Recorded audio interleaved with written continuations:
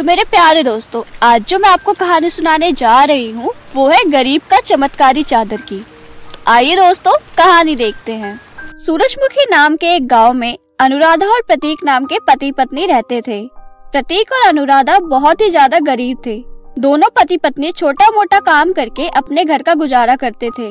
प्रतीक गलियों में सब्जी बेचा करता था। सब्जियां कभी बिकती थी तो कभी नहीं बिकती थी।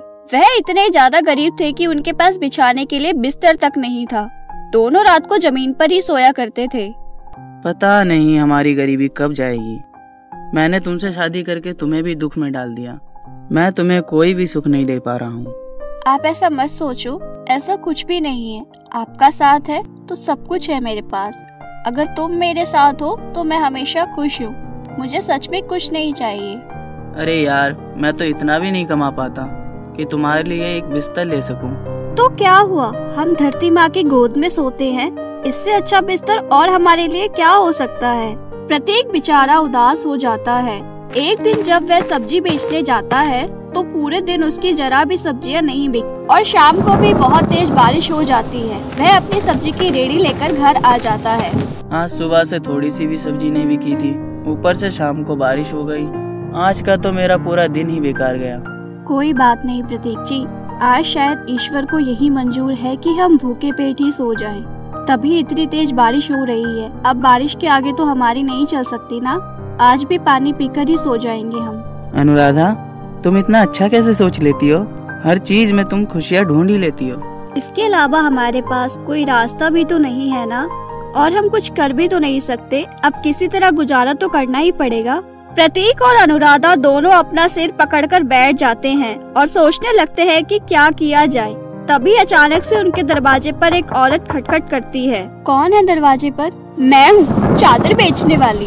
अनुराधा दरवाजा खोलती है और कहती है, क्या चाहिए तुम्हें? मैं एक चादर बेचने वाली हूँ। आपको तो पता है बाहर बहुत तेज बारिश हो रही है, जिसकी वजह से मेरे आधे से ज्यादा चादर भीग चुके हैं और मुझे काफी नुकसान हो गया है। क्या मुझे तुम्हारे यहाँ से एक बड़ी पन्नी मिल सकती है जिससे कि मैं अपने बाकी बचे हुए चादर को बचा सकूं? हाँ हाँ, क्यों नहीं। इसके अलावा हमारे पास और है भी क्या। एक पन्नी है जिससे हम अपनी छत टपकने से रोकते हैं। उसे तुम रख लो, नहीं तो तुम्हें बहुत ज्यादा नुकसान हो जाएगा। इतना कहकर अनुराधा उस औरत को पन्नी दे देती है। पन्नी पाकर वह औरत बहुत खुश होती है और कहती है, आपका बहुत बहुत शुक्रिया बहन। आज आपकी वजह से मेरा सामान बच गया। अगर तुम मुझे ये पन्नी नहीं देती तो मेरा बहुत नुकसान हो जाता। लेकिन अब तुम इस टपकती छत से बचाव कैसे करोगी?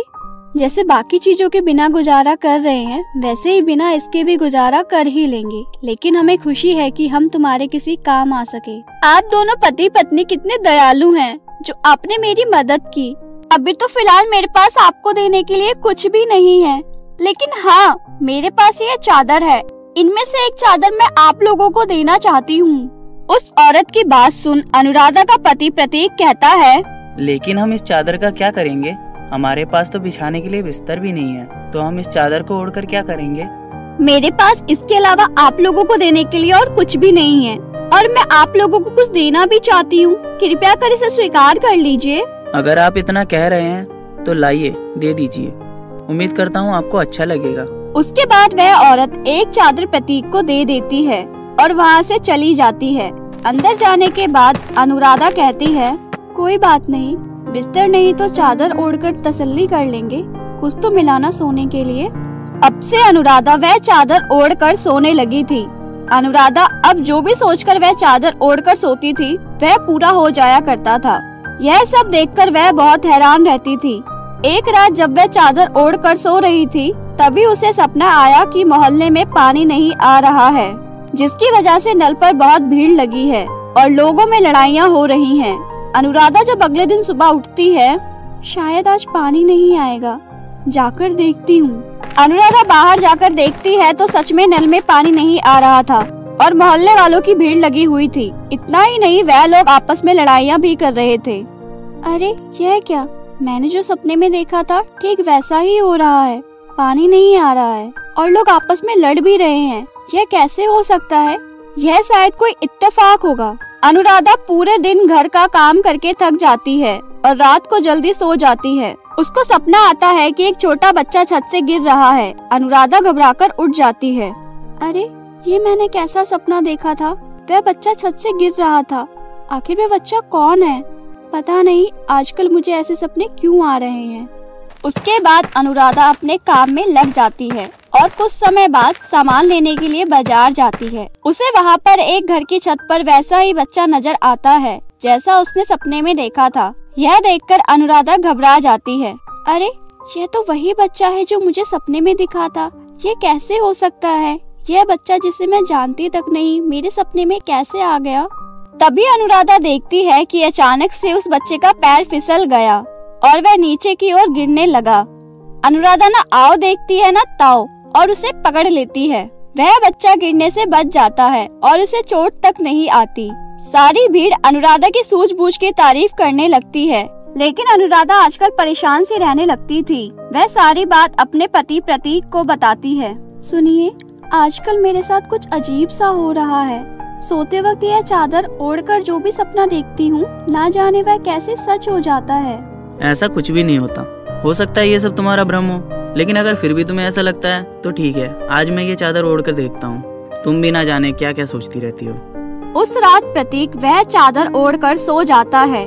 प्रतीक के साथ भी वैसा ही होता है। वो सपने में देखता है कि आज उसकी सब्जियां बहुत अच्छे दामों में बिकी हैं। फिर अगले दिन उठकर जब वह बाजार जाता है तो सच में उसकी सब्जियां बहुत अच्छे दामों में बिक गई थी। प्रतीक घर आकर अनुराधा को खुशी खुशी बताता है। अनुराधा देखो, आज मेरी सारी सब्जियां अच्छे दामों में बिक गई है। अगर ऐसा ही चलता रहा तो हमें मुनाफा होगा और हमारे दिन जल्दी सुधर जाएंगे। अच्छा, आपने रात को सपने में क्या देखा था?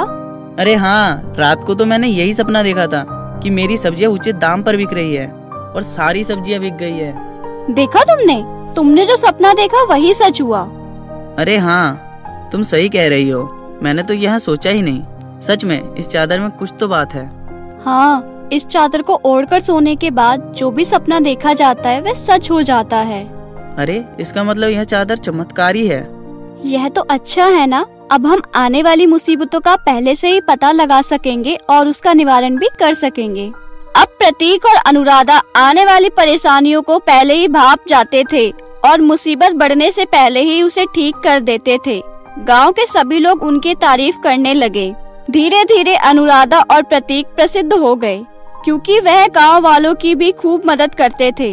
एक बार उनकी पड़ोसन जानकी यह जानकर कि उनका चादर जादुई है, उसे चुराने के लिए उनके घर आ जाती है। अरे कल तक तो सब्जी बेचा करता था, कल तक जिसके घर में खाने के भी लाले पड़े हुए थे, आज वे गांव वालों के चहीते हो गए हैं। वह भी इस चादर की वजह से। मैं ये चादर इसके पास नहीं रहने दूंगी। जैसे ही जानकी चादर को हाथ लगाती है, चादर में कांटे निकल जाते हैं और जानकी को चुभ जाते हैं। जानकी डर के मारे भाग जाती है। जब वह घर से बाहर निकलती है तो अनुराधा उसे देख लेती है और कहती है, तुम यहाँ क्या कर रही थी और तुम इतनी घबराई हुई क्यों हो? सब ठीक तो है ना? मुझे माफ कर दो अनुराधा, मैं तुम्हारा जादुई चादर चुराने आई थी, लेकिन वह तो सच में एक जादुई चादर है, वह तो मेरे हाथ में चुभ गया। अनुराधा समझ जाती है कि चादर दूसरों की रक्षा करने के साथ साथ अपनी रक्षा करना भी जानता है और वह निश्चिंत होकर सबकी मदद करती है। तो मेरे प्यारे दोस्तों, कैसी लगी आपको हमारी आज की गरीब का चमत्कारी चादर की कहानी? हमें कमेंट करके जरूर बताएं। और अगर आपको हमारी कहानी अच्छी लगी हो तो अपने दोस्तों के साथ जरूर शेयर करें। और हाँ, यदि आपने हमारे चैनल को सब्सक्राइब नहीं किया है तो नीचे दिए हुए लाल बटन को दबाकर अभी सब्सक्राइब कर लें और बेल आइकन को दबाना ना भूलें। तो मिलते हैं आपसे फिर किसी नई कहानी के साथ। तब तक के लिए अपना ध्यान रखें। धन्यवाद।